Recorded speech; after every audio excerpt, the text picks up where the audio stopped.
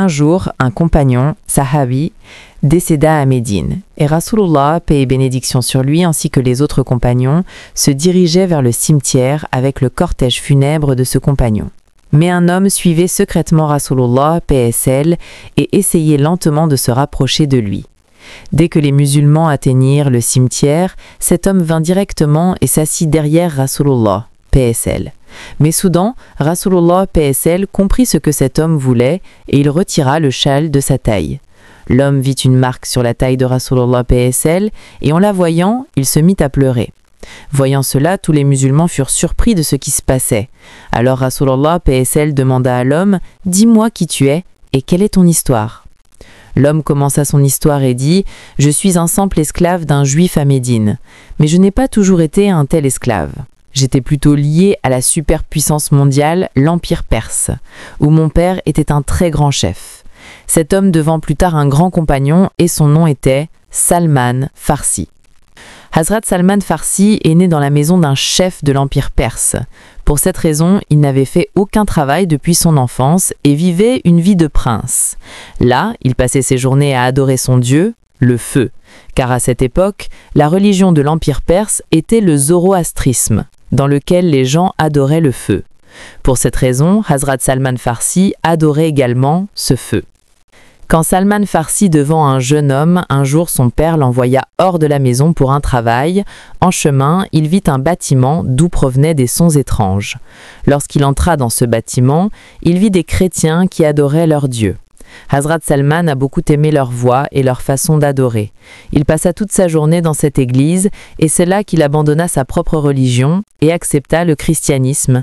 Et il fut si impressionné qu'il dit à ses chrétiens « Dites-moi, d'où vient cette religion ?» Ces chrétiens dirent à Hazrat Salman Farsi que s'il voulait apprendre le vrai christianisme, il devait quitter l'Empire perse et se diriger vers l'Empire romain.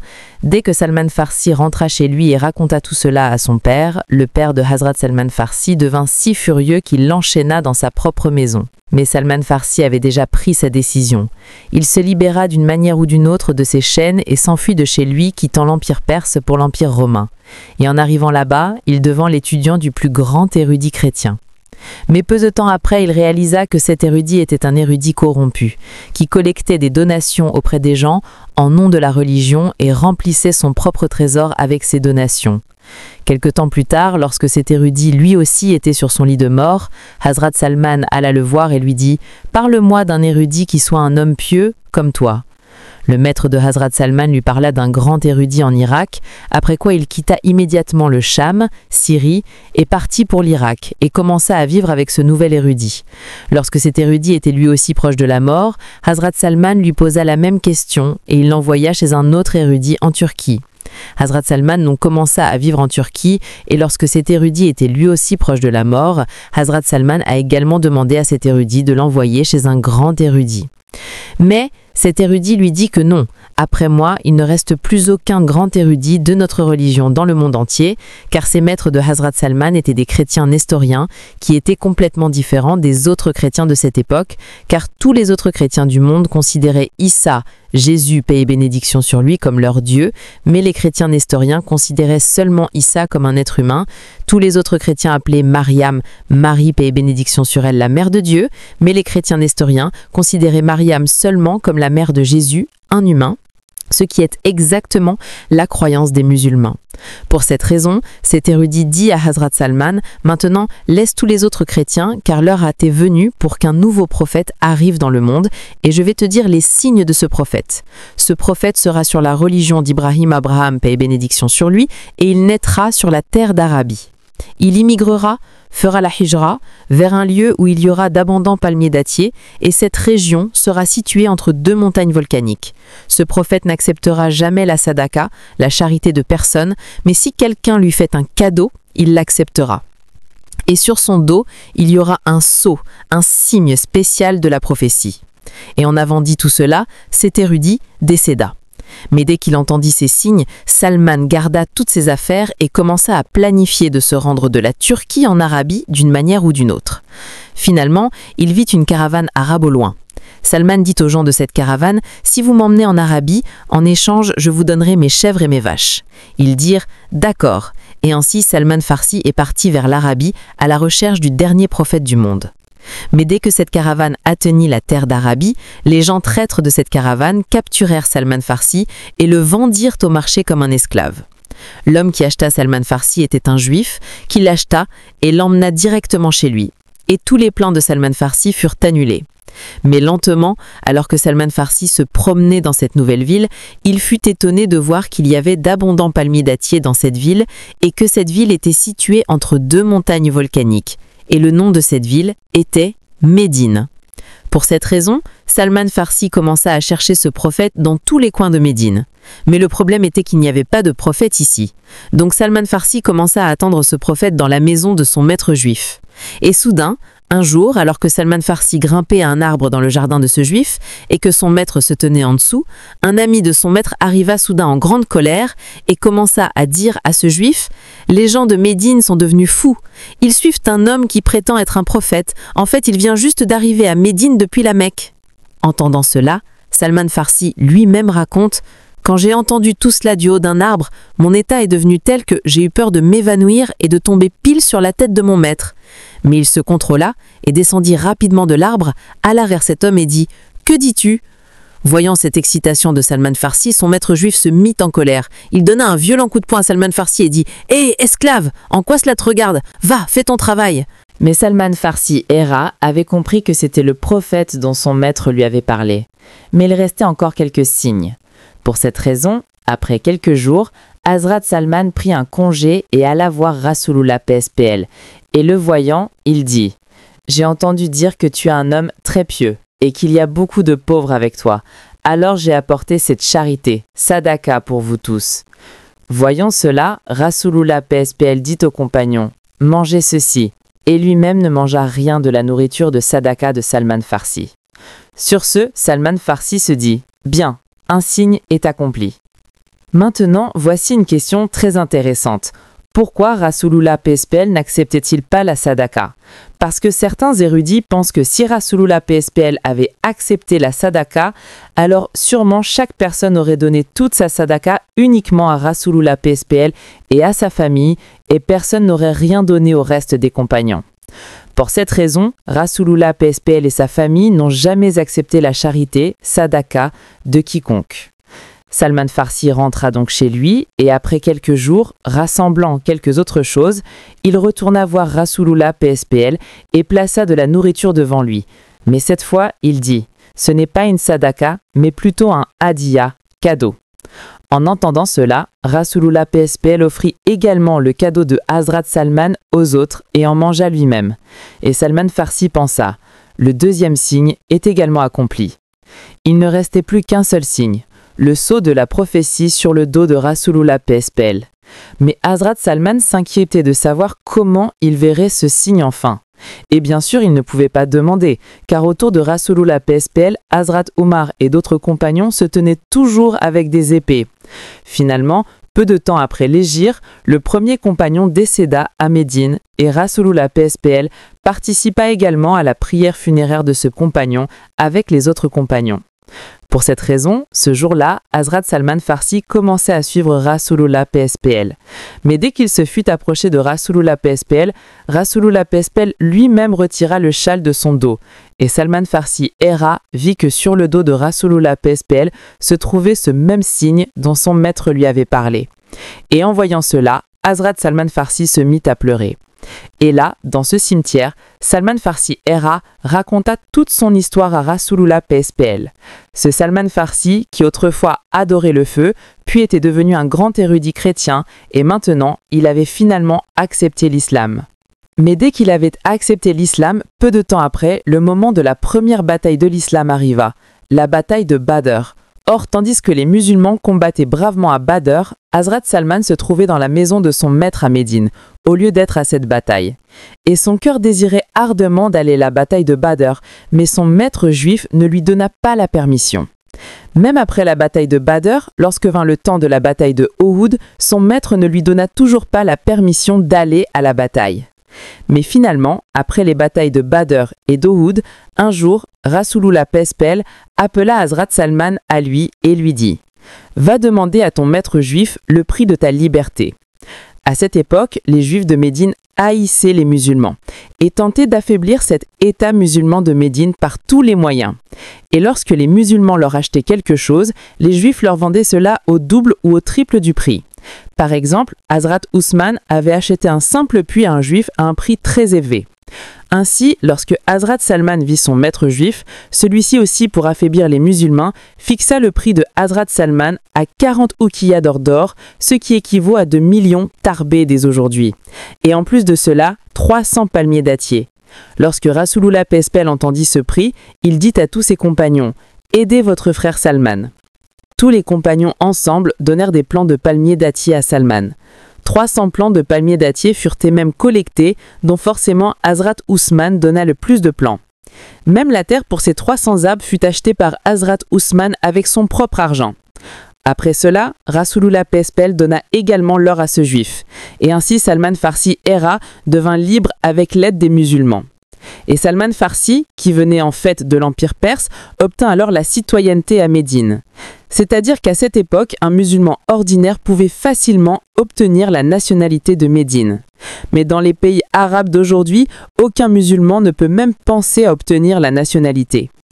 Dès que Salman Farsi fut libre, le moment de la troisième grande bataille de l'islam arriva, la bataille de Khandak, la tranchée.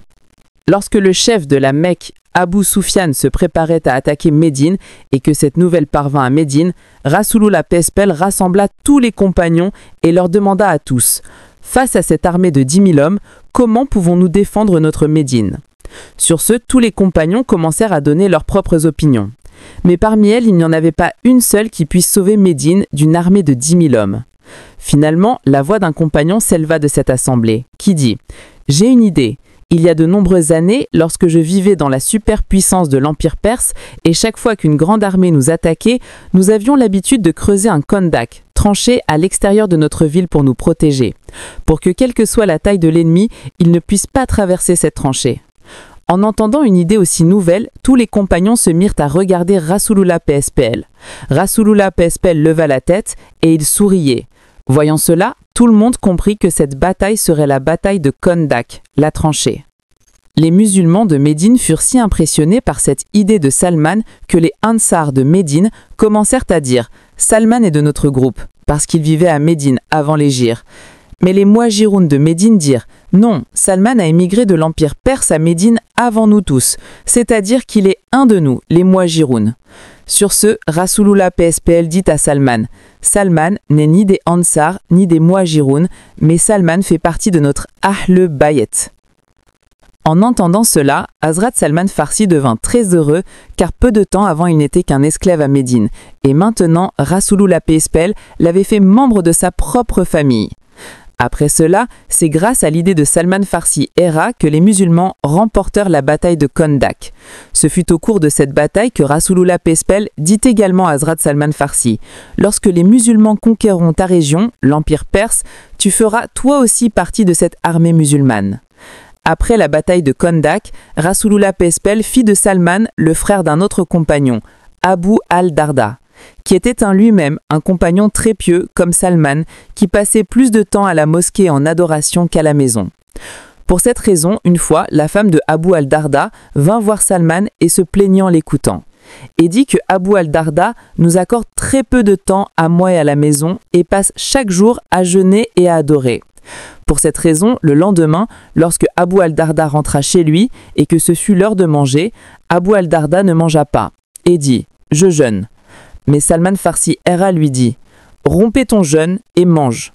Contraint par les paroles de Salman Farsi erra, Abu al-Darda mangea la nourriture et rompit son jeûne. Après cela, dès qu'il fit nuit et que tout le monde s'endormit, Abu al-Darda se leva et commença à adorer. Sur ce, Salman Farsi erra l'arrêta à nouveau en disant « Arrête, dors maintenant. Tu as certes un droit de Allah sur toi, mais ton corps a aussi un droit sur toi, et ta femme a aussi un droit sur toi. » Le lendemain, Abu al-Darda alla directement voir Rasulullah Pespel et lui raconta toute cette histoire, comment Salman Farsi l'avait empêché de prier et de jeûner. Mais Rasulullah Pespel dit également à Abu al-Darda « Salman a dit l'absolue vérité. c'est en raison de la sagesse de Hazrat Salman Farsi que Hazrat Ali lui disait le Luqman al-Hakim de son époque. Et Rasulullah Pespel inclua aussi Salman parmi ses conseillers proches. Même lorsque Rasulullah Pespel envoyait pour la première fois des lettres à tous les rois du monde pour les inviter à l'islam, la lettre au roi perse de l'époque, Kisro, avait été écrite par Salman Farsi.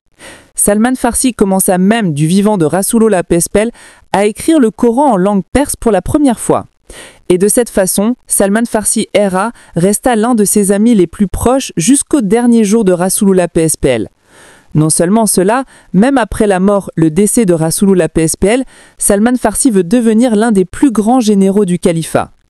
Même lorsque Hazrat Umar devint le calife des musulmans, le moment était venu pour que le hadith de Rasulullah Pespel s'accomplisse.